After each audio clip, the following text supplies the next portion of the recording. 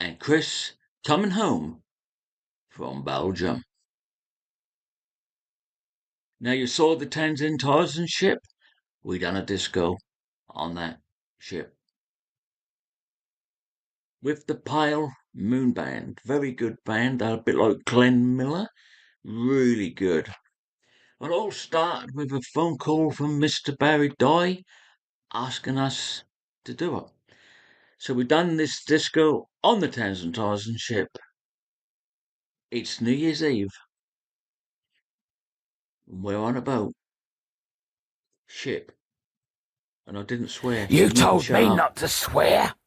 Well, I didn't swear. I said ship. And you did swear. How can ship sound like that? You never hear me fucking swear, you. It was a New Year's Eve show. And we got on the boat early in the morning. Ship. And we got a cabin. Our own cabin, 2 beds in there. And when we got to Belgium, they let us get off the boat and we went into, I think, Zeebrugge, however you pronounce that. We walked about and a lot of the people could speak English, which was handy. But the people was really nice. And yes, there's a lot of foreigners, and that foreigners would be me and Chris in Belgium. Got back to the boat, and then there was the big night. Yes, I was nervous because I'm not a lover of the sea. The only time I'd ever been on the sea or something like that was when I was in Memphis and I was on the Mississippi, the Memphis Queen, and I was scared. I sort of got to the middle of that thing and stayed there because the Mississippi is quite a big river, but that's another story. I've only, well, I've done a booking on a lighthouse boat, and that was, had to go down under the water to do it. I don't mean literally. It started like this: the Pale Moon Band started the music, then it was us, then it was the Pale Moon Band. Now, we didn't have Old Land's Eye, the record, so as Belgium are an hour ahead of us, coming out of Belgium, in Belgian water,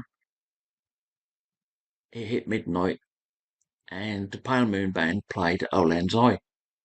An hour later, we were in British water, and the Pale Moon Band played Old Land's Eye.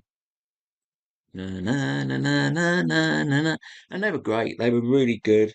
And one thing I will say, the food was fantastic. I don't know if you'll see this, Chris, but the food, you must remember the food. Wow. As I said, we didn't have a lot of experience at the time, so it was definitely the best booking I'd done up to that point. Now, I've done bigger bookings and I've worked with bigger and more famous people than the Pale Moon Band, but they were good. Don't believe that Townsend Tyson are about now. I don't know, but I'm sure someone will tell me. You got to remember, this is the days when we didn't have mobile phones, we didn't have the internet. Was it better without it? It's okay if people don't abuse it, like a lot of people do abuse Facebook. It's okay if you don't. It can be useful. And when that booking was over, I had a driver then because I wasn't driving myself, called Val.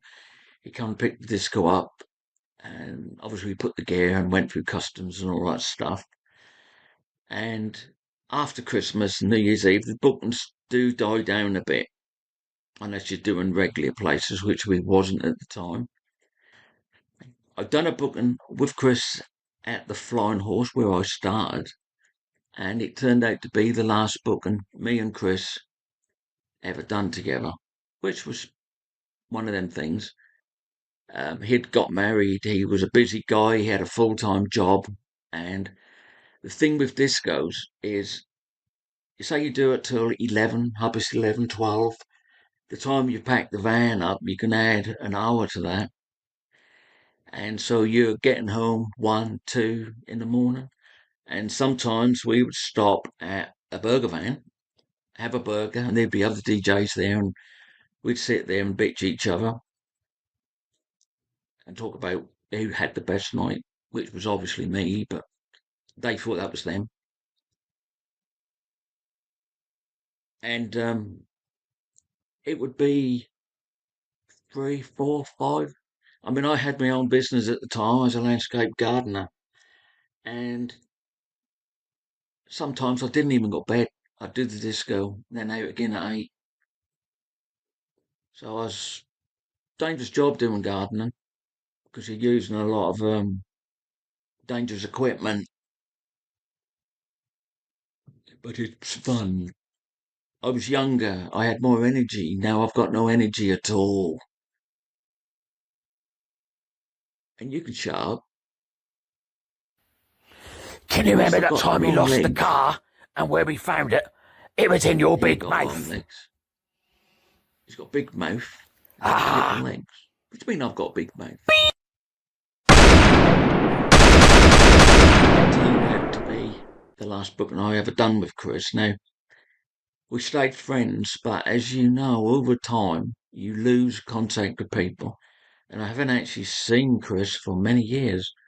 I know occasionally we've talked on Facebook, but he was a good mate and we'd done some really good discos together. We had a lot of laughs and a lot of fun. The scary thing is, a little time after that, the sister ship to the Townsend one we were on, it looks pretty identical, sunk. Well, tipped over because they didn't shut the back door. Leave the door open, water come in. So they're pulling out the docks, and I think that was in Belgium. They're pulling out the docks, and the water went in. Have a look at some pictures somewhere, maybe there. I'll put them there. I'll put the pictures there. Our boat on its side. Chris had gone, and the disco moves on.